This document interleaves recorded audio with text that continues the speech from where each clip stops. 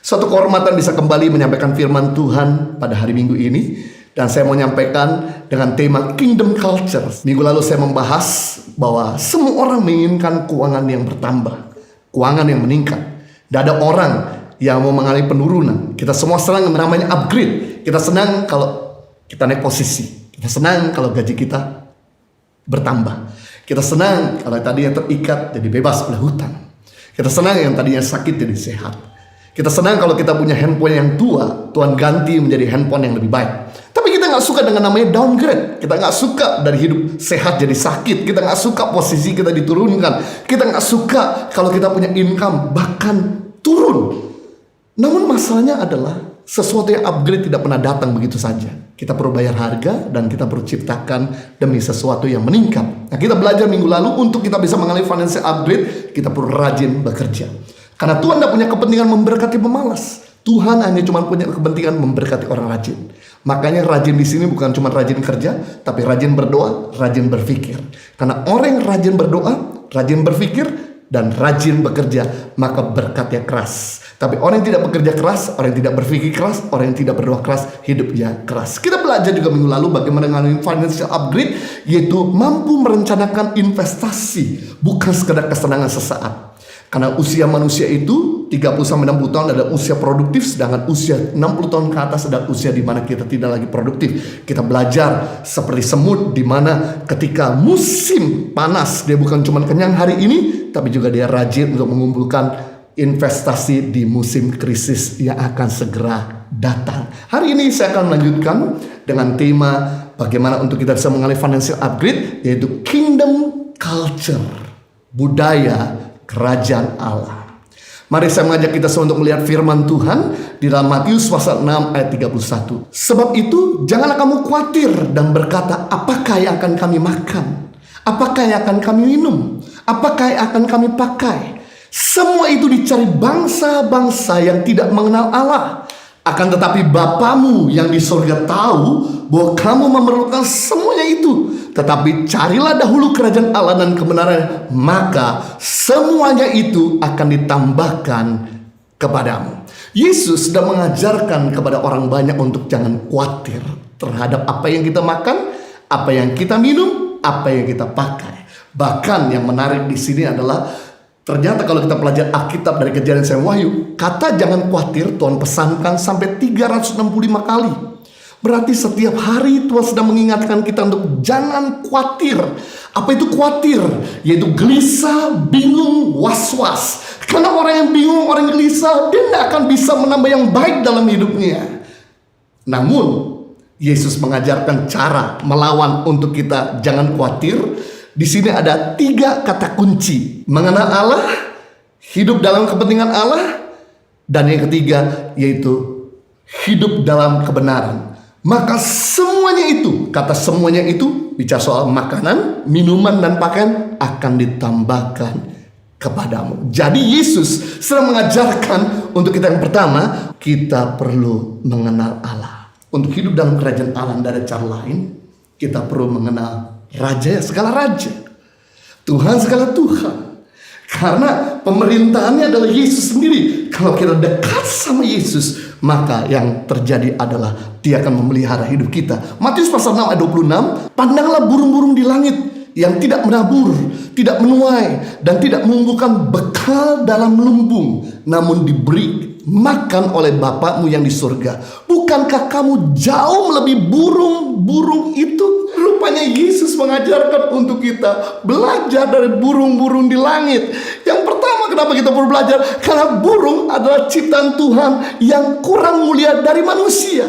Lebih rendah ciptaannya, kualitasnya dari manusia. Kalau yang kurang mulia aja dari manusia Tuhan pelihara, apalagi kita yang jauh lebih mulia daripada binatang. Yang kedua, burung itu tidak pernah berhenti makan. Bahkan sebagian besar burung-burung itu rakus kalau makan, tidak pernah berhenti. Saya punya burung, aduh ampun 24 jam 7 hari tidak ada berhenti-berhentinya makan. Yang ketiga, burung itu gak pernah investasi, nggak pernah mengumpulkan bekal dalam lumbung. Beda sama semut dan lebah. Dia cuma makan hari ini, kenyang hari ini, dia nggak pernah berpikir ke depan.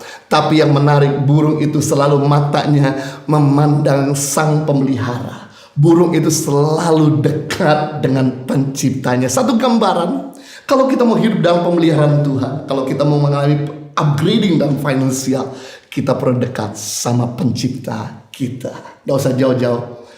Kalau seorang karyawan dekat sama majikannya, pasti dia gak usah khawatir tentang apa yang dimakan, tentang apa yang dipakai, tentang masa depannya. Majikannya akan selalu memeliharanya.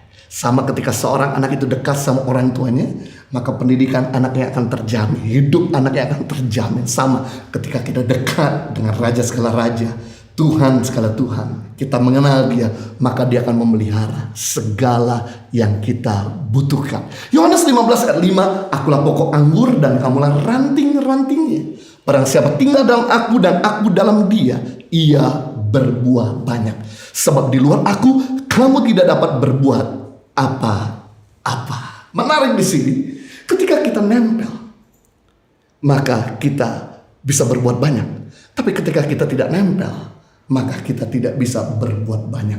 Memang yang dipuji itu ranting, karena ranting itu berbuah, ranting itu berbunga, ranting itu berdaun. Yang didekati burung, didekati manusia ada ranting. Tapi apa yang terjadi kalau ranting dia lepas dari pokoknya, segera kering dan kemudian mati, tidak dapat berbuat apa-apa.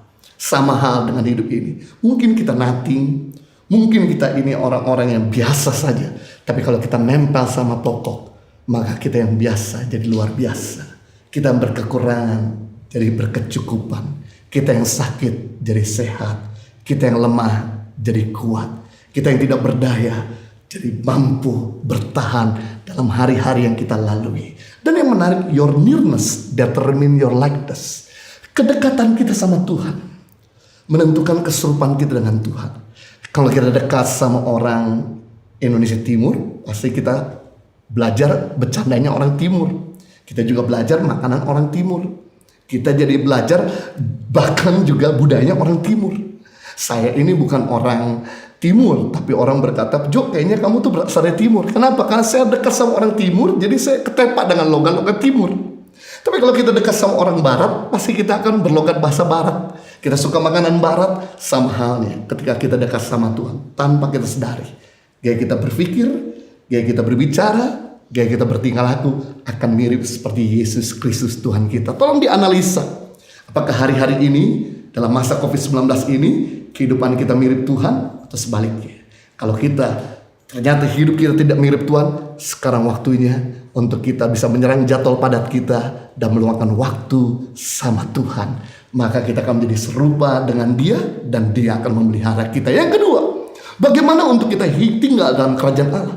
Bagaimana untuk kita bisa mengikuti norma-norma kerajaan Allah? Atau tidak khawatir tentang hidup ini, yaitu hidup untuk kepentingan kerajaan Allah. Tidak lagi hidup untuk kepentingan diri sendiri. Tidak lagi selfish atau egois. Matius 6 ayat 33, tetapi carilah dahulu kerajaan Allah dan kebenarannya, maka semuanya itu akan ditambahkan kepadamu. Kata semuanya itu bukan cuma bicara soal uang, tapi di sini yang Yesus maksudkan bicara soal makan, minum, dan pakaian. Tuhan akan tambahkan. Kata kerajaan itu berasal dari kata kingdom, yang artinya adalah kepentingan Tuhan yang terjadi dalam kehidupan kita. Bicara soal kerajaan Allah, bicara di mana kita berani menyangka kepentingan kita dan bisa memperluas kepentingan Tuhan. Jadi orang-orang yang tinggal dalam kerajaan Allah bicara orang-orang yang tidak lagi selfish, tidak lagi memikirkan diri sendiri. Begitu kita berani untuk tidak lagi memikirkan diri sendiri, maka Tuhan akan mulai memikirkan hidup kita. Kesaksian Jason sungguh menginspirasi kita, di mana dia tidak lagi belajar memikirkan diri sendiri. Walaupun dia punya kebutuhan, tapi dia rindu untuk bisa memberkati orang tuanya, membelikan mobil, bahkan memberikan yang terbaik bagi orang tuanya. Dan apa yang terjadi ketika dia mulai belajar memikirkan orang tuanya? Yang terjadi, Tuhan mulai memikirkan hidupnya, dan hidupnya jadi berkat buat keluarga. Satu gambaran, ketika kita belajar untuk memikirkan orang lain, pasti kehidupan kita akan terjamin. Kehidupan kita tidak akan pernah kekurangan. Kitab Mazmur 90 ayat 10, hidup seseorang itu 70 tahun. Kalau kuat 80 tahun. Berarti usia kita tinggal di bumi ini singkat. Suatu kali kita akan kembali ke surga. Dan waktu di surga semuanya sudah aman. Gak ada orang sakit, gak ada orang menderita, gak lagi perlu kerajaannya sudah nyata. Justru kesempatan kita berkarya untuk menghadirkan kerajaannya di muka bumi, untuk menghadirkan damai sejahteranya di bumi, untuk menghadirkan kasihnya di bumi, untuk menghadirkan bahkan kebaikannya di bumi, yaitu dengan kita belajar tidak lagi memikirkan diri kita sendiri.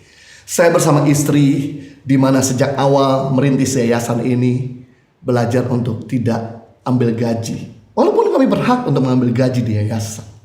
Sejak tahun 2007 sampai hari ini kami hidup dengan iman. Walaupun kami tetap membantu yayasan ini, walaupun kami harus kadang-kadang juga mensupport untuk kehidupan beberapa orang-orang, yang kami lakukan dengan belajar untuk tidak lagi memikirkan diri sendiri.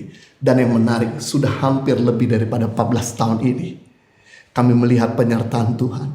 Kami gak pernah kelaparan, kami gak pernah kehausan, kami gak pernah sampai gak punya pakaian. Bahkan kami memberi makan banyak orang, memberi minum banyak orang, bahkan memberi pakaian banyak orang, memberikan pendidikan bagi banyak orang. Sungguh menarik bukti firman Tuhan. Ketika kita berani menyangkal kepentingan kita, maka Dia berani untuk menjamin dan menambahkan semua dalam kehidupan kita. Yang ketiga, bagaimana untuk kita hidup dalam budaya kerajaan Allah, yaitu menjalankan protokol Tuhan. Matius pasal 6 ayat 33, tetapi carilah dahulu kerajaan Allah dan kebenarannya, maka semuanya itu akan ditambahkan kepadamu. Jadi Yesus sebetulnya sedang memberikan pada kita sebuah kebenaran. Tujuannya bukan untuk kepentingan Tuhan, tapi tujuan untuk melindungi dan menjaga kita. Karena setiap perintah yang diberikan pada kita bukan untuk kepentingan Tuhan. Anda mau melakukan firman, Anda tidak mau melakukan kebenaran, Tuhan tidak pernah rugi. Tuhan selalu untung. Yang rugi kita kalau kita tidak melakukannya. Sama ketika kita memberi perintah kepada anak kecil, nak mandi. Perintah tersebut diberikan bukan untuk keuntungan si orang tua, tapi perintah tersebut diberikan untuk keuntungan si anak. Sebab anak kalau nggak mandi, dia jadi gatal-gatal, jadi sakit-sakitan dan tidak nyaman. Demikian juga hal sama. Tuhan memberikan pada kita sebuah perintah agar menjaga dan melindungi kita. Saya rindu untuk setiap kita kembali melakukan new normal kerajaan Allah. Apakah normal sebelum COVID ini suami sibuk kerja sehingga gak punya waktu sama istri dan sama anak-anaknya? Apakah benar orang tua hanya cuma bisa memberi uang tapi gak pernah memberi perhatian dan waktu? Apakah benar jika kita sibuk kerja tapi gak pernah punya waktu sama Tuhan? Apakah benar anak-anak pulang sekolah gak nyapa orang tua, langsung lari masuk ke kamar dan main game? Tapi saya bersyukur dengan new normal ini, beberapa rumah tangga mulai mengalami pemulihan. Keluarga mulai duduk sama-sama, orang tua dengan anak-anak dengan orang tua, suami dengan istri dengan suami. Mama mulai ngajarin anaknya, ayah mulai ngajarin firman Tuhan kepada anak-anaknya dan kepada istrinya.